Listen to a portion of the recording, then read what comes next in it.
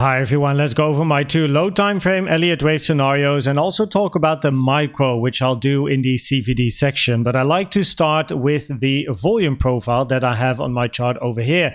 This is a volume profile taken from this range, and as you can see, as price moved down over here on the 15th of June, the value area high of this volume profile has been tested for the first time. Price moved up, came down once more to again test this support for the second time. Now, the more often one tests support, the weaker it becomes. So one can imagine if price finds downside once more, goes towards this area, beside us having a double bottom over here, it is very likely price is going to enter this value area. Now, what then happens is if price enters this value area, maybe with a retest over here of the value area high, the first target to look for is the point of control sitting at about 23k, and then you have the value area low at 21.9k, and it so happens that at the value area low I have a additional support box over here between 21.8k and 22.6k with some other interesting support. So it's definitely interesting that if price moves to the downside, which is currently the highest probability scenario on the medium time frame and the higher time frame, it is interesting to keep an eye out for this support area and the value area low. And also, as you can see, I do not have any support boxes between this low and the first box over here, but the point of control is at least something we have to be aware of. If we then zoom into the two scenarios that I have more locally, then the triangle over here still in play, where we are looking for an A, B, C, D, E structure. However, all the waves should be zigzag structures, and that's important because it's still very early to call a triangle over here, as wave D is not yet in. So far it is a three-wave structure, so one can also think about a WXY. You really want to see support at D, you want to see a three-wave structure to the downside, and once you see support here and see a move to the upside, that's really when you can start thinking about a triangle, because this so far can also be another structure, which is another scenario that I have prepared for you over here. So in this scenario, all of the waves except one is a zigzag. So 4 out of 5 waves have to be a zigzag structure. Either C or D tends to be the more complex structure, like a double or a triple zigzag. Now this wave C over here can potentially be a zigzag. I mean, really difficult to count this structure here. I have tried, which I'll show you in the next scenario, to count this, but then I counted it in an impulsive structure, which also looks weird. So it's not a very nice, clear wave structure, right, to count this. However, in this scenario, we want to count this as a 5, a 3, and then a 5-wave structure in a zigzag in a wave C, and then now working on a wave D, where we want to see a 3-wave structure to the downside. Most commonly, wave D retraces between the golden pocket and the 786, and right on top of that golden pocket we have the support area over here between 25.7k and 25.9k. so that is important support for price. An important resistance more locally over here above price at the moment is between 27.1k and 27.3k. now in this scenario we then expect continuation to the downside, as this triangle is part of a bigger wave X, and then a 3-wave W, a zigzag, X triangle, and then eventually you expect a wave Y to the downside. The other scenario over here is more part of, well, it can also be part, by the way, of then a WX and then a wave Y. Can also be part of a 1, 2, 3, 4 and then a wave 5. I at the moment prefer this to be a WXY scenario as well. But in this particular scenario, we're looking for a W, then a wave X, and eventually a wave Y, which is now finished. So this is then a finished WXY structure, and you expect continuation to the downside, where you're definitely going to take this low quicker than the triangle scenario, because the triangle scenario is going to be like this and then continuation, but in this scenario you prefer it a little bit quicker. Now what is important here is, first of all, this wave X and then this wave Y. Now wave W over here is a zigzag, in Y we then have an expanded flat. That's in a WXY sideways combo, exactly what you want to see. But what is interesting is, of course, this move to the upside and this wave X, because wave X by itself has to be a 3-wave structure, and I actually zoomed into this structure before the video, and over here one can count this as a structure to the downside, of course, like a 3-wafer, or 1, 2, 3, 4 and then a 5-wave structure to the downside. But if we then zoom in over here, and that is actually quite interesting, then what we can find is, well, a bit of a three-waver, and that was interesting. So this, of course, happened during my holiday, so I didn't zoom into all the local structures. But this structure over here can be counted as a three-wave structure.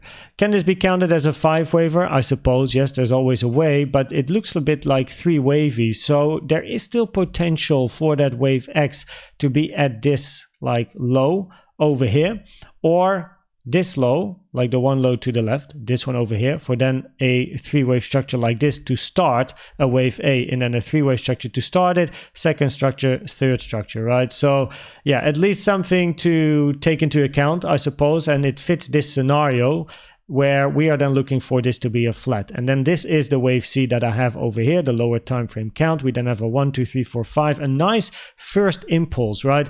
The wave to the upside over here was a nice structure, and that after this, that's when the mess started. So yeah, we then have a wave 2 over here, potentially then wave 3, 4, 5, or maybe this 3 has to go to the left. Like this is where it starts to become very, very messy. But in a WXY scenario, with this being a wave C, you want the high over here to be the end of a wave 5, end of a wave C. The 1.618 is a common target for a wave C as well, pulled from the low of A to the high of A to the low of B. So then I take, oh sorry, that's not correct, because this is the Fibonacci one, taken from the high of A to the low of B. So wherever the beginning of A is doesn't matter, because this 1.618 target is taken from the high of A to the low of B, which is a common target for a wave C, and as you can see, nicely respected. So at least that's something we have to consider, which also matched the plan that I once laid out at the beginning of September, where I had this, I showed it a few videos ago, right, where this was a plan we had. So we have to wait and see if we get that continuation to the downside, the yes, the no. But if price falls down, this is the first support area I'll be looking for, as mentioned earlier, which is between 25.7 and 25.9k. Now, what I think is interesting as well is this volume profile of the whole range that we're in so far. And price just now over here moved to the upside and hit the value area high. And one can say, hey, we moved back into it, retested, and if we change the local market structure, we get some volume. The next area of interest is the point of control over here at 26k, but then we also have that support box and just below the value area low. So this is definitely an area of interest over here if price moves to the downside, and especially if price can invalidate the local bullish CVD divergences. So we have bigger bearish CVD divergences over here between this high and this high, lower high on price, higher high on the CVD, that could fit this scenario over here, where the high of a wave Y is in, and you're going to see continuation to the downside.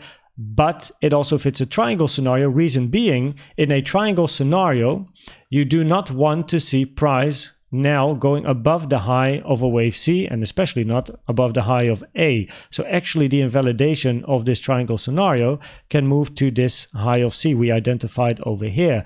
So in both cases, this bearish CVD can build up during a triangle, where you can get even more bearish CVDs. If price goes back to the upside, you get more bearish CVD, and then you get a move to the downside. But also the WXY scenario, the CVD that we have over here, the bigger one, is in play. In both cases, it's bearish, right? And that's what's most interesting and the main message.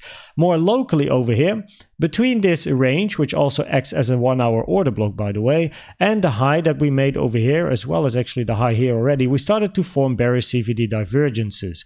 Locally, the bullish one over here already played out. Price took this high, which is the main target. That's very nice indeed. Played out, and then price moved to the upside, but didn't have the strength to go above this range. And that's something I've been kind of like keeping my eye on.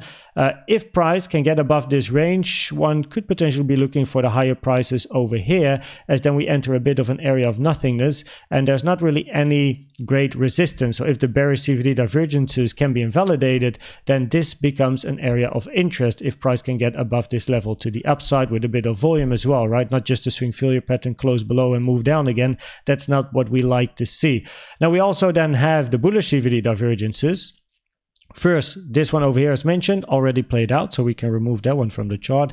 And then we have over here again higher low in price, lower low on the CVD, which I'll show you over here. 15-minute chart, higher low in price on yellow now, lower low on the CVD. And it's the first time on the yellow line that we now have this CVD divergences. On blue, we already had bullish CVD divergences over here, price moving up, higher low in price, lower low on blue. Again, over here played out, came down once more, higher low in price, still a lower low on blue. So blue already, like this is then potentially, no, it's actually not a CVD divergence, but if it could potentially come down more, it could create a third divergence. That's not interesting. So I'm actually not really looking at the blue line here. I'm more interested in the yellow CVD line, where over here, higher low in price, lower low on the yellow CVD. That's a bullish CVD. And also on yellow, the bearish one. Lower high on price, but over here, a higher high on the CVD. So there's a mixed like scenario on the yellow line. We have the bearish one and we have the bullish one, but definitely keep an eye out on this bullish one, as the bullish one is on the right side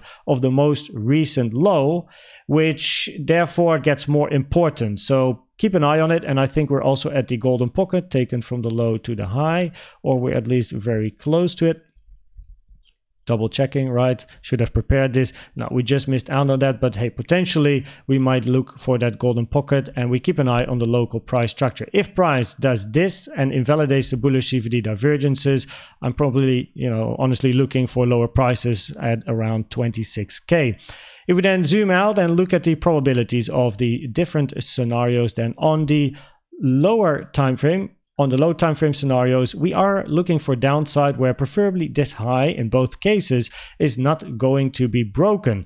So we don't want to see price go above 28.2K basically, because in these scenarios, if this is why we want to see downside in a potential triangle, we also want to see downside. So let's continue to observe what happens locally throughout the day and the weekend and see if we can get some other scenarios next week. But this is at the moment the case. Now on the micro, target below, well, I just explained on the micro based on the CVD divergences. That's how I would play it. Either take these highs over here, not as a swing failure pattern, but just like closing above. I'd be looking for the target box above. If we can invalidate the bullish CVD divergences over here, I'd be looking for a move to the downside. I hope this video was helpful or valuable to you. Please check out the most recent educational video I've made about the best trading indicator you can use in my opinion, which is the CVD. And for now, thanks for watching and subscribing, and I'd like to see you at the next one. Bye-bye.